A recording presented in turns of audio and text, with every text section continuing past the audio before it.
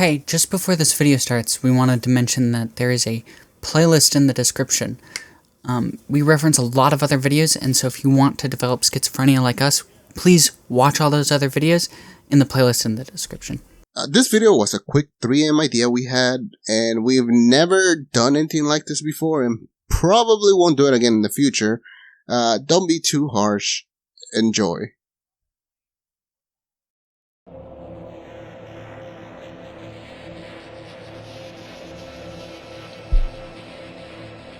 We did it. We finally solved Telltales. After many sleepless nights and 3 AM crack theories, we might have just solved it. As we all know, Rudy is the knight. Jockington is Friend. The second here is both Susie and Noelle. Friend is Kris. It all makes sense. It all makes sense. Alright, fine. In all seriousness, we have seen a path, a vision, if you will. And it all began with our best friend, the Roaring Knight. We'll provide important context first, before we get into the meat and potatoes. And trust us, it's a good one.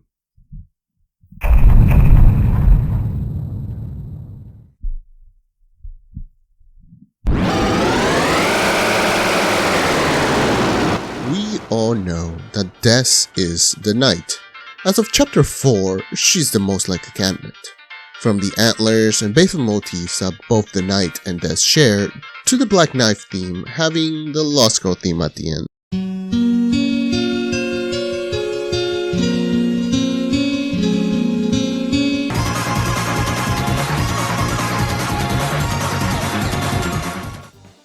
For now, we'll have to assume that Des is the knight. However, there are other theories. The primary one being Carol Knight. The main evidence for this are as follows. Carol has a black sword similar to the knight. The knight, though holding the sword bat in its left hand, swings it with its right. The knight works with Kris in chapters 3 and 4 repeatedly, and Carol is the phone guy, though we do not know why Carol has the sword. We have an answer for why the knight is swinging the sword/bat in its right hand, but we'll get to that later. More importantly, Carol can't be in the church's dark world if she's at her house, meaning Carol can't be the knight. As for the last point, Carol and Kris are working together to help Des. They are both working with the knight. So, if Kris is working with the knight, why aren't we? Well, because we aren't Kris. Let's think back to the beginning of the game. Yeah, I know it's been a while. Just about 7 years. Well, at the beginning of the game, we created a vessel personally made for us to inhabit. Right before our vessel was completed, it was yanked away by someone else. That's when we began to inhabit Kris's body. Beyond that, there are many clues that show we aren't Kris, or at least we aren't Kris's soul. For one, Kris doesn't like us. Also, it has been stated that we don't sound right. When Susie and Noelle were talking to each other, discussing Kris, they say everything that came out of their mouth sounded odd, like he was on speaker or something. Sounds like normal Kris to me. Well, it wasn't. Something was weird, showing that to Noelle, we don't sound the same. Or at least, we don't sound like how Kris used to sound. In the weird route, it is also explicitly stated by Noelle. Kris, your voice, your deadpan mumbly voice, even if you sound kind of weak and shaky. I don't know why, but it felt so long since I've heard it. I even started sniffling. Haha. Kris, you're back. And come on, the story is literally about Kris and us not being the same entity. Beyond that, I guess the phone guy also says, without soul, Kris will. Guess we'll not need this anymore. Wait a minute, without soul, Remember how we said it all started with the roaring night? Where is Kris's soul? Let's look at this sprite. This is the second time the knight screams and opens up its ribcage to show an eye, but it has these nubbins on it. We think it's not only supposed to be the pupil of an eye, but either a keyhole or a phone.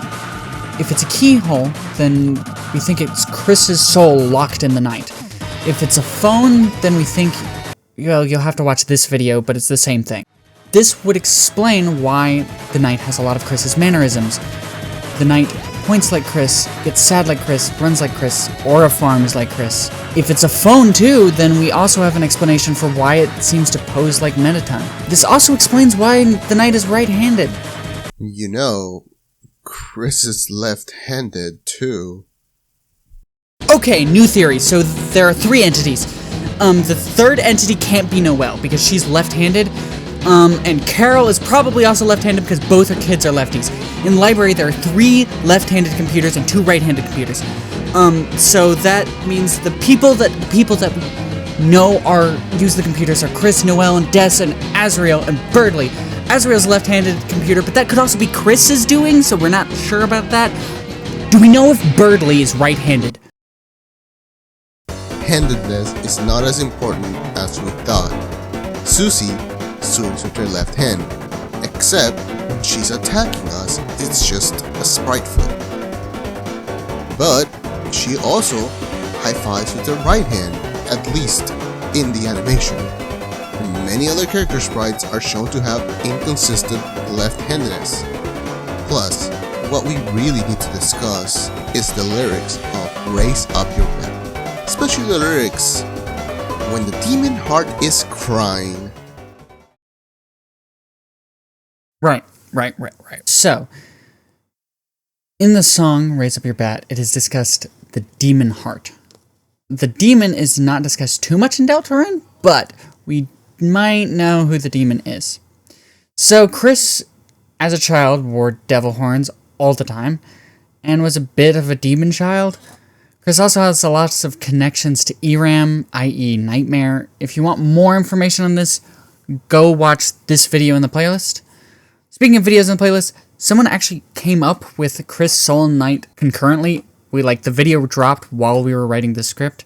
So, if you want a different way of establishing the same idea, he mostly does through narrative means, go watch this video in the playlist. There is one more thing we need to establish before we can really talk about Raise Up Your Bat. That is, Des's soul is in the depths. The depths are a place where Gaster fell into in Undertale. In the Spamton Sweepstakes, there's a file called Find Her, which is Des's theme. There's also some unused text in the Deltarune files that is someone lost in the dark, hearing scratching noises and losing a sense of time. Most people believe this is Des. Also, importantly, goners are soulless bodies. Big point of all this is we believe that the knight is Des's goner and Kris's soul.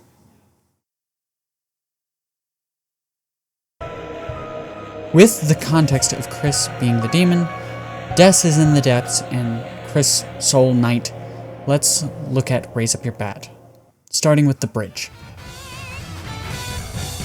Come follow me into the dark with your heart as the arc which shall shine you the way. Because I'm with you in the dark with your heart as my mark which shall guide you the way through the waves. We are immediately hit with the question, who is singing and to whom are they singing to? We think, at least for the first half, it's Kris singing to Des. The primary reason for this is Kris made the Dark Fountain, and with this as context, with your heart as the arc, which shall shine you the way. This is Kris's soul in the night, keeping Des alive or making a way out of the depths for Des. Because I'm with you in the dark. Kris's soul is literally with Des's goner, and metaphorically, Kris knows what Des is going through. Again, the soul in the night is the only hope for Des, and the heart was given to the knight by Kris. When the demon heart is crying, When Kris's heart is crying. and the blood is gushing bright, When you're kicking the fun gang's teeth in. raise up your bat for the burning fight. Don't stop fighting. Raise up your bat and face the fright. Self-explanatory. Let's knock him dead into the night. Go ahead and kill me. This last line might seem a little bit of a stretch, but we'll get to why in the last part of the theory. Finally, we think in the second half of the song, right around when the bridge repeats, that it's Des responding to Kris. However, this would require Des to be the one who hijacked the Goner Maker and be an active contributor in the plot at this point in the story, which we just don't have any evidence of. Next, we'll need to establish how Kris knows what happened to Des.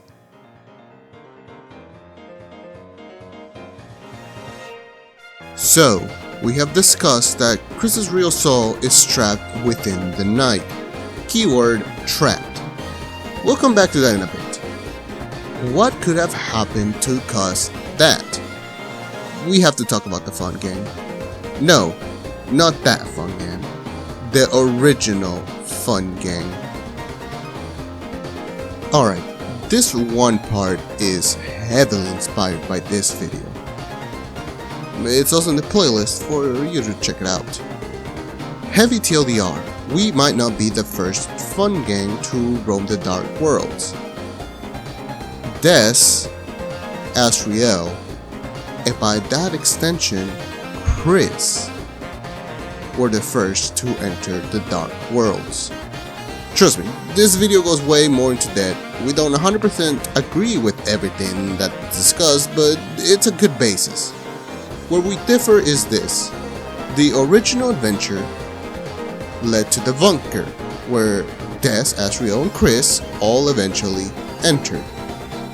But the adventure had a turn for the worse, leaving Des trapped within the depths, and Kris may have used his soul to maintain Des.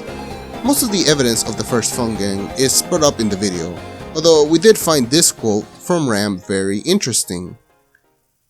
But I saw you make it, you know. The fountain?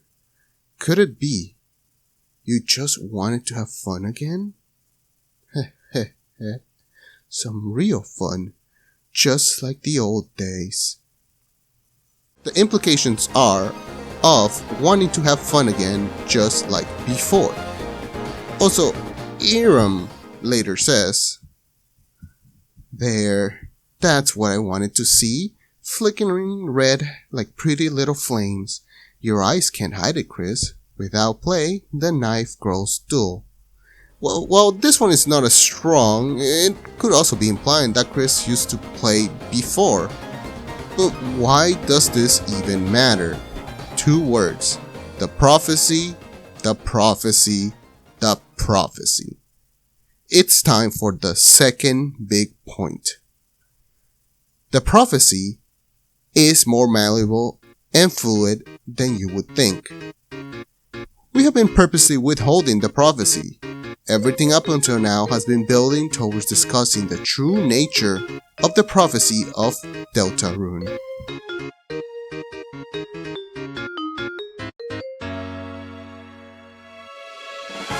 Like a Rube Goldberg machine, we've been giving context for the following statements and the subsequent statements that we're about to make. The first hero foretold in the prophecy is not Kris. Sort of. The first hero is actually Des the Knight Johnson. Sort of. Being serious for a moment, we will explain why we actually do think the Knight is the first hero in the legend. And okay, I know you want us to elaborate further, but before we do that, we have to discuss something important. We and a few others in the Deltarune community believe that Rousey does not know the real meaning of the prophecy and has only fed us his interpretations. It's important that we discuss this first right out the bat, Because Rousey first tells us the prophecy in chapter 1, and in his words, he says, a human, a monster, and a prince from the dark. If we say that Des is the first hero, then she cannot be the human. He tells us this with full confidence. But what do we see in the glass prophecy windows? Yeah, nothing close to that. However, it's not that he is lying to us, but more that he believed it to be right. He interpreted the prophecy as such in his mind with the vast amount of knowledge he doesn't share with us. It made sense to him. Furthermore, in chapter 4, he also says, That's the angel, Susie. What, to my understanding, it actually looks like. It's weird that he uses the terminology to my understanding. This implies that he doesn't have the real prophecy but is interpreting it. Even the part where he believes he is the third hero might tragically be wrong. He says prince from the dark. However, we see that that's not it either, sort of. Thanks to Gerson, we can come to the conclusion that the prophecy is not static but can be molded.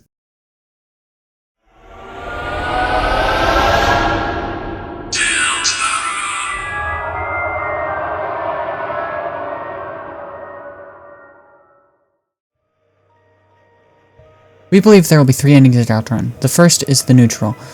This happens if you don't fight any of the secret bosses. Just play through the game normally. Next is the good ending. This happens if you fight the secret bosses and have gotten the neutral ending at least once.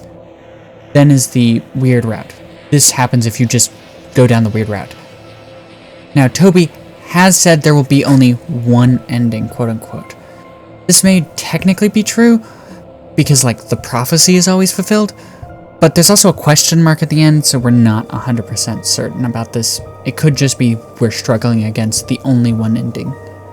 We believe that each ending has its own set of heroes, and the titles like Hero, the Girl, the Cage, Angel, etc., their owners of these titles can change from ending to ending. We also think that these heroes are ordered sequentially. The first hero is the first to hold the title of hero, and when the first hero loses it, the second hero can gain the title, etc. Because of this, we are less sure about Hero 3 and 4, because at least, as best we can tell, those heroes haven't gained the title of hero yet in any of the timelines.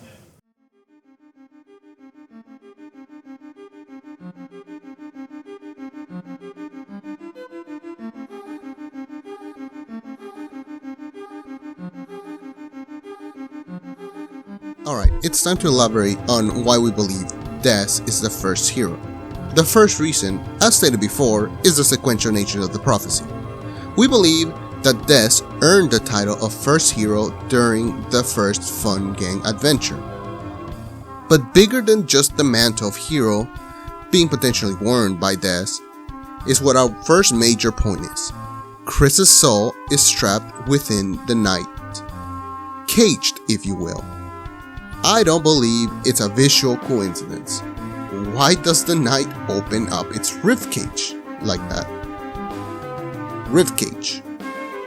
Rib cage. The cage. With a human soul and parts. The knight is the cage with a human soul. Being 100% transparent, I was hyper focused on this animation. And well, that's exactly how this whole thing started. But what about the human parts? Well, the prophecy says human soul, not human parts. We believe the prophecy is purposely written not just to mislead the audience, but also to be as vague enough for it to be interpreted in a way where there can be multiple candidates. Narratively speaking, the knight being the first hero would fit well, at least for the good end. Also, doesn't it feel like that's the knight's grubby little hands in that picture? And yeah, Susie does say she doesn't know why Kris is the cage, but that's only an assumption based on the information she's working on. Hell, that might be an assumption based on the information Rousey's working on. The second candidate for the cage, as we all know, has been Kris, and will most likely be the first hero in the neutral and weird route. Most already theorize that the weird route will most likely be a violent attempt at freedom. More on the narrative significance later in the video. Let's build on the first hero by moving on to the second hero first.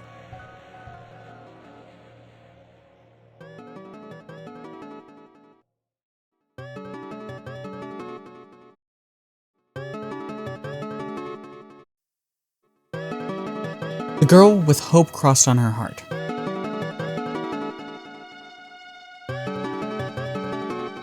There are two candidates for this title, Susie and Noelle. In the good and neutral route, Susie is the girl. According to Gerson, she has a white pen known as Hope. This would solve the hope problem, and Susie is in fact a girl. However, some people are concerned with the image associated with the prophecy. It depicts someone who doesn't exactly look like Susie holding a sword. As for the sword, she holds a white pen known as Hope, and pens in Deltarune are swords. Also, we honestly doubt the correctness of all of these images associated with the prophecies, so take any image with a grain of salt. As for the weird route, we believe Noelle is the girl in that route. Noelle is already called the girl sometimes, and she is, in a narrative sense, the quintessential girl character, quote-unquote.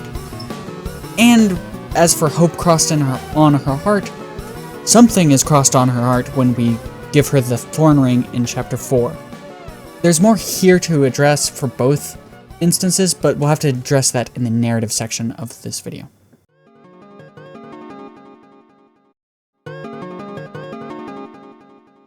The third hero, the prince alone in the deepest dark. Maybe we were too hard on poor old Rousey. He is probably the third hero. Perhaps in the neutral route and possibly even the weird route, but he is certainly not the third hero in the good route. There is some argument or a possibility that it's Asriel, since he's also a prince, but this is too hard to answer for now. The logical conclusion to the third hero's identity in the good route is Kris Dreamer himself. He is the adopted son of Toriel and Asgore, two entities who have been shown to be royalty. Sure, in Undertale they were the actual king and queen, but even in Deltarune, Toriel was depicted with a crown in the third chapter's Dark World, and Asgore is likely the flower man trapped in an asylum. In that image, he is shown wearing a crown. As for the Alone in the Dark bit, there are narrative reasons for that, which we'll touch upon later in the video.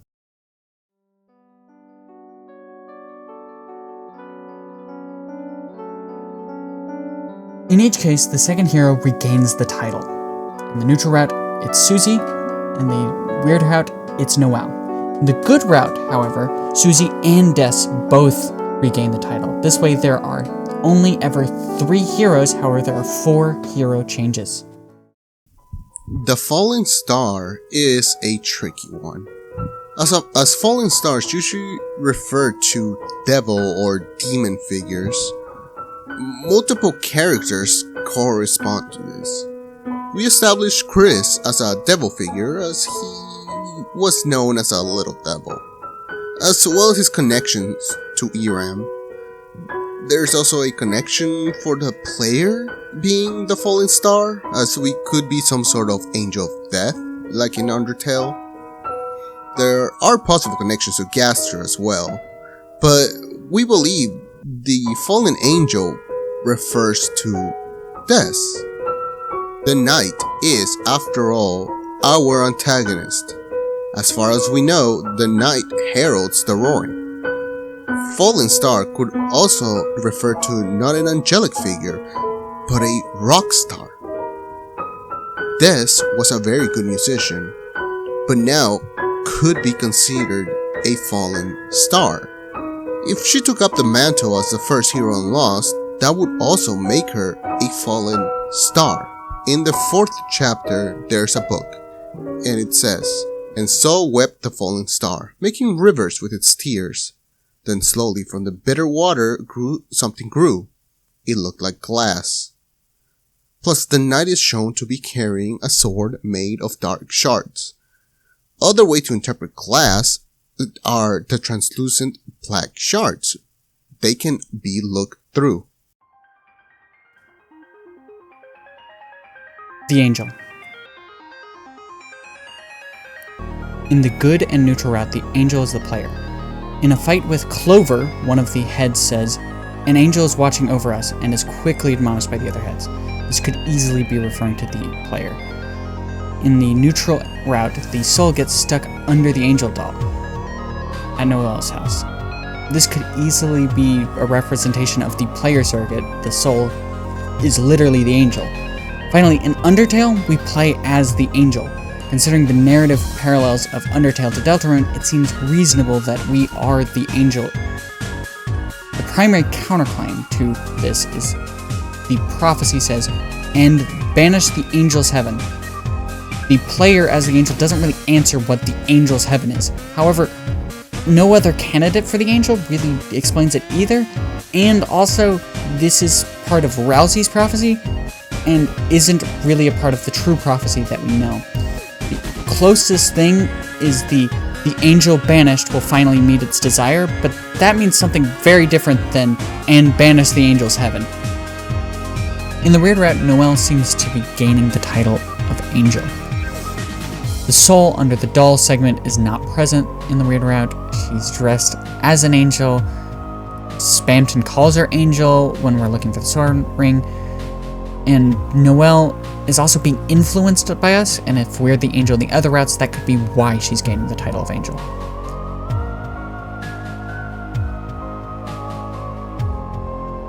The demon. Lastly is the demon. We don't think this title changes, and we have already explained the logic earlier. We don't have much information on the demon, so this could change if we learn a lot about the demon in the next few chapters. Now, before we look at the narrative ramifications of this, let's look at this NPC found near the moss in Chapter 4. There are more possible variations that we spotted between the routes. In Chapter 4, when you walk on a long hallway, 4 NPCs speak to you, and they say, "What do you call the man with one eye? Why does the angel make its cry?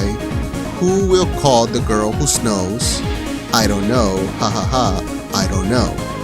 When reading this at first, we thought, they're just referencing people. The man with one eye, well, Gerson. But what if instead of seeing who it's referencing, we answered the questions? The first question talks about Gerson, obviously. The second question, why does the angel make its cry? Well, crying could refer to Noelle, as it is shown through the story that Noelle is a bit of a scaredy cat. She fears a lot, so fear makes the angel cry. Who calls the girl who snows? Well, that's the player. Even at the end of the second chapter's weird route, we call forth Noelle to end Spamton. And what did that leave us with? Well, Gerson fears you. If that's the possible answer for the weird route, can it be different in the normal route? What do you call a man with one eye? This is still Gerson. Why does the angel make its cry? The angel in the good and neutral route is the player. The player makes a sound twice. When closing the dark fountains and when looking through the game files reading the unused lines, there's a scratching sound described. We believe the cry referred to is the scratching sound. So, the reason we're doing this is presumably to try and help Des. So, the second answer is to help. Who will call the girl who snows? In the good and neutral route, that should be Susie. So, the third answer is Susie. So, the answers put together is Gerson helps Susie. With this lens, let's look at the events of Deltarune and form a theoretical narrative to help attempt to predict future plot points. We start this story with the box incident. We learn about this from the Spampton sweepstakes. Noelle Holiday sees a pizza box in the dark and thinks it's winks at her. She claims that only her sister believes her. Des, after comforting her, burns out the eyes of the pizza box. Kris then scares her with the pizza box, then Des buries the pizza box. We can assume Azriel was also there because in Chapter 2, Noelle says, "But for some reason I feel nostalgic thinking about it, Des wiping away my tears with Azri's jacket." So we know the four of them spent a lot of time together. This is the state of being before Des's disappearance. At some point, Des, Kris, and most likely Azriel discover the Dark Worlds. They begin exploring them. If they're aware of the prophecy, they know that Kris is the first hero, Des is the second hero, and they believe Azriel is the third. Now, Azriel doesn't really fit the third, considering he's not alone in the dark. However, he may believe he fits this due to, his OC being the Undertale boss fight. They were much more violent than the current Fun Gang, and they would create their own fountains to explore. Though Noelle wouldn't have known about this, that doesn't mean she wasn't affected by it. We believe Friend is created through the fear the Darkners have of the Lightners. Eventually, the party enters the bunker, and Kris is accidentally or tricked by Friend into gasterifying Des, possibly to prevent the roaring. After this, Kris and Azriel stop exploring Dark Worlds. There are alternative interpretations of this early time. One is that Friend could have actually happened before the Fun Gang, and if that's true, then maybe he was the one who showed them the Dark Worlds, and that could be the interpretation of Lost, where the forest would grow, the children followed the pointed tail. There are two possible times when Kris could have lost their soul. Option 1 is when Des is gasterified. This means Kris can live without a soul, or the player's soul has been in Kris for years. Option 2 is Kris working with Carl and maybe some other people, extracted their soul just before the game starts, and so the night was created just then. Either way, Kris loses the soul when the night is created. After Des goes missing, Asgore becomes obsessed with Des' disappearance, eventually losing his job and his family. Carol, at some point, becomes aware of what happened to Des and begins to work with Kris and potentially others to help Des. At some point, there's about a 5-year time skip. The timeline's unclear here, this could change. Finally, just before the events of Chapter 1, a third party hacks into Gaster's Goner Maker. From there, going by Gerson's Lord of the Hammer, we begin in Chapter 1, as we march against Lancer's dad and calm Susie down, essentially stopping the dragon. Things like Toothpaste Boy begin to get fulfilled, the knight is mentioned, Rousey establishes the prophecy, it's cemented that Kris is the first hero, the human, and Susie is the second hero, the monster, and Rousey is the last hero, the prince from the dark. Since it's the beginning, there's not much change or variation, and it's heavily hammered in that nothing we do will truly affect the story, that our choices don't matter. But even after all that, we decide to do a side quest and defeat Jebel, acquiring the first Dark Shard. We move on to Chapter 2, the City of the Shining. Things like the chariot will not be stuffed gets fulfilled. Even if it's after the Dark World, the Queen gets a room with a car that keeps moving. She mentions how the Knight created the Dark World. However, this is where things begin to split. We know this is the point where the Weir route starts. This is the point where we begin setting Noelle up as our desire and making her our surrogate angel vessel. In the Weir route, Kris will also go to Noelle that night and comfort her, telling her not to worry, that it's all a dream, it's all a prank. Kris comes back and sets up a scheme in which he slashes the tires of a car, leading to the police being called, and leaves the door open on purpose before creating his Dark World in his living room. Chapter 3, The Owls of the Northern Light. begins in the Dark World. Tenna is in cahoots with the Knight and Kris as they stall for time. Tragically, in doing so, Tenna fulfills part of the prophecy by being cleaved red by the blade. The Fun Gang finally meets and fights the Roaring Knight. This fight is a forced loss. The Knight overpowers the gang, and once Undyne arrives, the Knight kidnaps Undyne. This is the first instance that Kris is shown to be working with the Knight. This chapter is also where Kris gets a shadow mantle from Iran. Chapter 4, The Trials of the Holy Hammer, begins the following day. After sealing the fountain and resting, Kris and Susie head out, somewhat determined to save Undyne.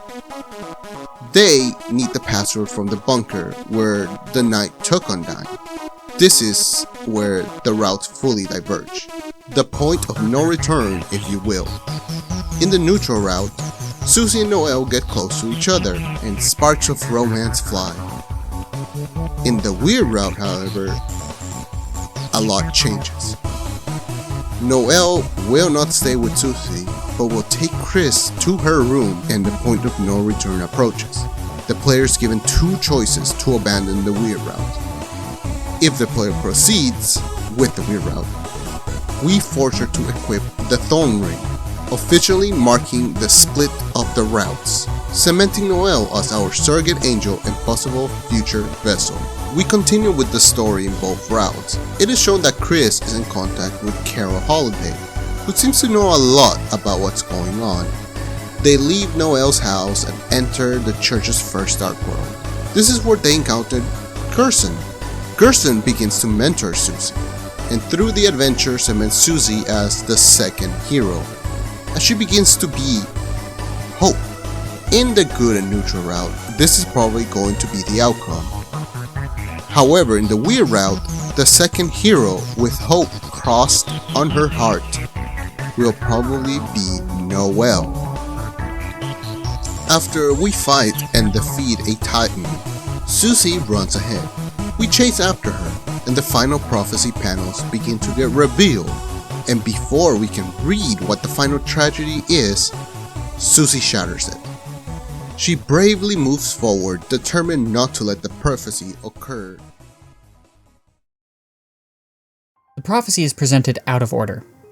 This is clear, but we want to be clear of the order at the very end of the prophecy. We're not certain of the canonicity of the images, however they do suggest an order that seems to flow relatively well. Our order is as follows. The angel's banished will finally meets with its desire. And then when all hope is lost for the tale, the final tragedy unveils. For to save the world, we at last of all say, this part is unused. To save the world, there is only one way. Blank! Only then will the world be saved. Last prophecy, the story's end. The legend of the Deltarune. For those we have images for, the Deltarune is slowly reforming after being broken. Now back to the narrative.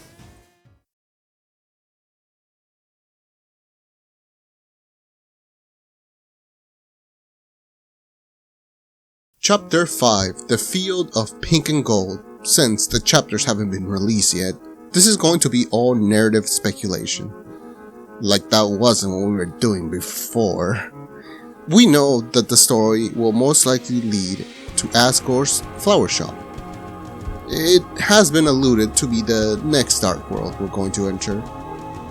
By this point in the story, in the neutral and good route, Susie is filled with a lot of determination. Determination to change the prophecy, to save Undyne, to save the world. The pressure will keep building as things that the prophecy alludes to inevitably happen. This hopeless realization will crumble Susie, and Susie's hope to the point where she might lose the status of hero.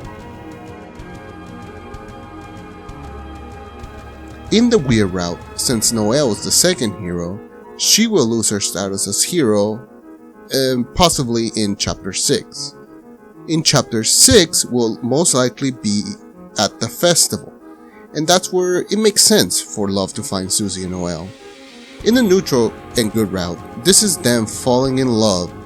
However, what separates the good and neutral route will be secret boss shenanigans, and through these shenanigans, Susie will finally interact with the player's soul, and possibly even befriend each other.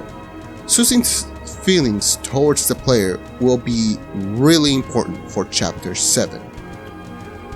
The neutral route will probably establish Rousey as the third hero, where he will finally be forced to act on their own accord. They will go by themselves, fulfilling the requirements for the third hero status. He might even facilitate us meeting our Gunner Maker vessel, or at least this chapter will reintroduce the Gunner Maker vessel. However, in the weird route, of course, the meaning of love has to be more edgy. Love will probably be levels of violence. Gerson said that in chapter 6 was the final chapter that was written. It all stopped and never continued. We feel that this is significant, and that the weird route will end in this chapter. As for the weird route's third hero, we don't know. It's weird. It could be Rousey as he heads off to the bunker. Could be Asriel as he should be somewhere by this point.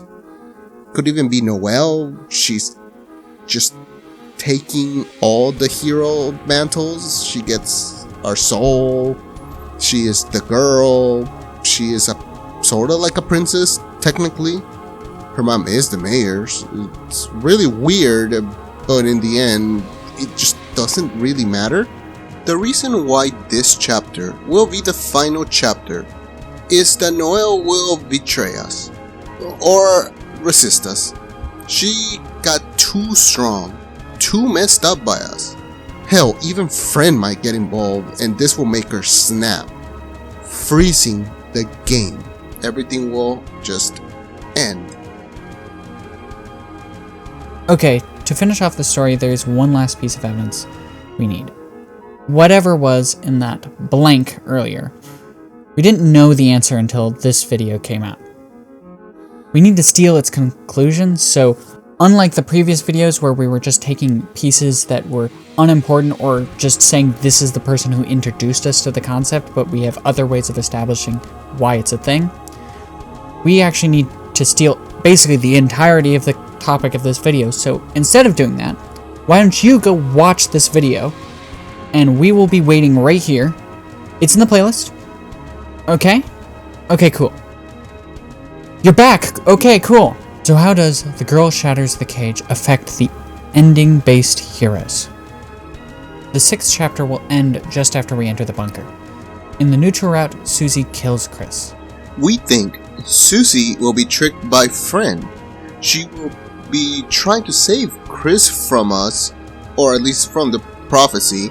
By doing this, she will gain the title of hero one last time. Narratively, I like if the same method used to kill Kris is used to gastrify Des. No matter what though, this needs to save the world, and Susie is left fulfilling, and last was the girl. At last was the girl. As for the weird route, we've kinda covered that already. Noelle freezing the world would shatter the cage, i.e. kill Kris, and if Noelle freezes the world, she would be the last person in the world. Fulfilling, at last was the girl. As for the good route, we have a full additional chapter of differences. Susie, having spent time with the player, will not be tricked, and the rest of chapter 7 is spent exploring the bunker.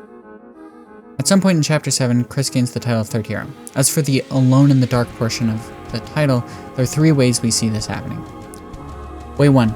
Kris spends their time away from the soul, in the dark world, all alone in the dark, doing cool hero stuff. Option 2.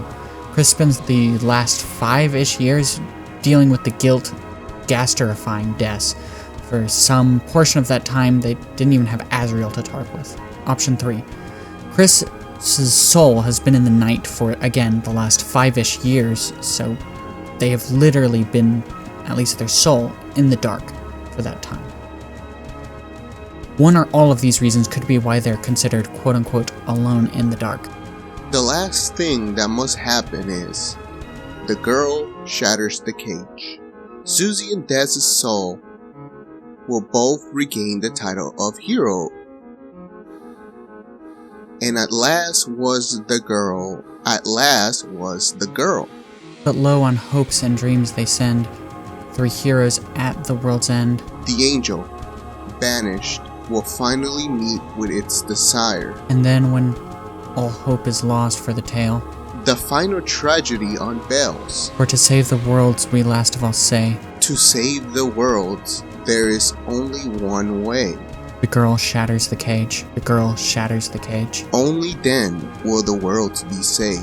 The last prophecy, the story's end. The legend of this world. Deltarune. Woo! Brain rot!